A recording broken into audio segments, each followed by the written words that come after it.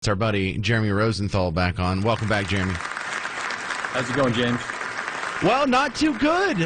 We had the issue here. I don't know if you saw this story. We were talking about it before you came on. There's a serial creeper in Uptown Dallas who follows women, approaches them, asks them inappropriate questions, and they scream and run off, and he jumps in his Toyota and drives away. And the cops say there's not really a whole lot they can do about that. What's your thoughts as a lawyer, Jeremy? I'm trying to think of what type of offense he has committed under Chapter 42 of the Texas Penal Code. That is, we have a lot of offenses for disorderly conduct, offensive, provocative type things. Those are Class C misdemeanors, meaning those are traffic tickets. And from a legal standpoint, it's probably not. It's unnerving, but I don't know that the Dallas Police Department considers that a priority. From an investigation standpoint, you got to put a little bit of muscle behind this and a little bit of hustle. You've got to probably look at some cameras. You probably got to look at some surveillance type things. You're looking for an identification, just like you would if there was, say, a flasher or somebody who's committing offenses in public like that. If the guy's got any brains, and he may not, then he's probably doing these types of things in places that are hard to detect. These are sort of paper-cut offenses. They're pretty serious to the victims, obviously, but it is challenging for law enforcement. I think that much is true. That's terrible. All right, so let's just move on to the next creeper story, this Ghislaine Maxwell audio that's leaked out. I'm sure you hadn't had a chance to listen to it all, but is this odd for us to get a police interview of a prisoner like this? It's very unconventional. And you've got the fusion between the legal issues and the legal concepts and obviously a very highly political one, too. They wouldn't be interviewing her, I don't think, unless we were really curious about the Epstein files. She has gotten 20 years in federal prison, and there's really not a lot going on with her case legally.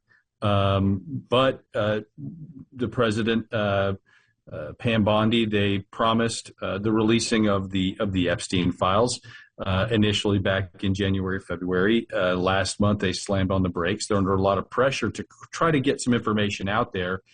They asked for grand jury testimony to be released in her case. That was denied. And now this is the next best thing for them. So they're wanting to obviously clear Donald Trump's name and whatever officials that are currently in high positions that may also have connections. I know Robert Kennedy's name was brought up in the interview. So I think that's the clear angle why they're doing this. And it gives Miss Maxwell a little bit of clout or leverage that she didn't otherwise have until this point. Now she can sort of help the president out, and that's the guy who can let her out of jail. So I think that's, again, I think you're seeing the fusion of a political story with a legal one. All right, we're talking with Jeremy Rosenthal from TexasDefenseFirm.com. We continue with the interesting case of Abrego Garcia. He got let out of jail for some reason, immediately have cuffs back on him. I was under the impression he was about to get shipped off to Uganda. And then right before the James show started, another judge put a stop to that. What is going on here? This seems way out of character for the legal system. Is that just a layman's ignorance? Again, it's sort of the fusion between politics and the law. Abrego Garcia is somebody that I think to some degree may have given the administration a bit of a black eye. He was wrongfully deported. He was returned.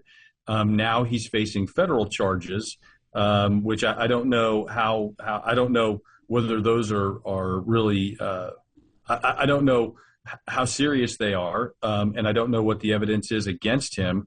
And so it's a little unusual to see a plea bargain which says, if you don't take this deal, you're getting sent to Uganda. Normally, the typical plea bargain is, if you don't take this deal, we're going to ask for a higher sentence. That's typically what you would call a trial tax. You mean, Jeremy?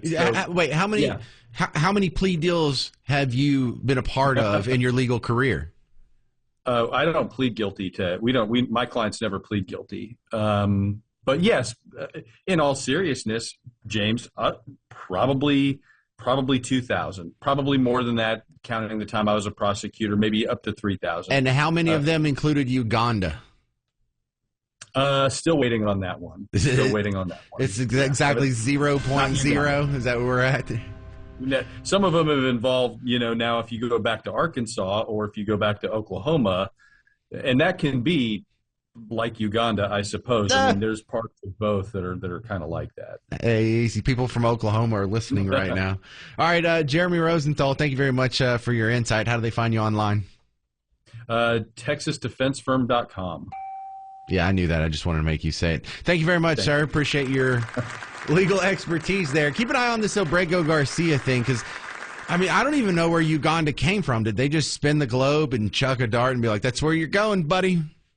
I think probably my guess is there's some probably legal ability to get that done. I know that he could not go to where they originally sent him. I think that was the original problem. El Salvador, yeah. El Salvador. So I don't.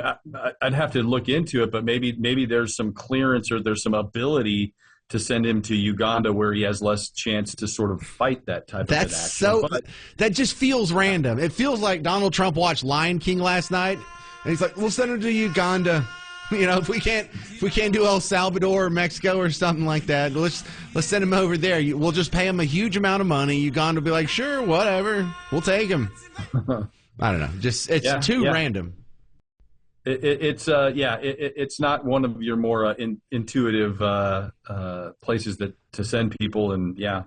All right. Thanks again, Jeremy Rosenthal. We will talk to you again soon.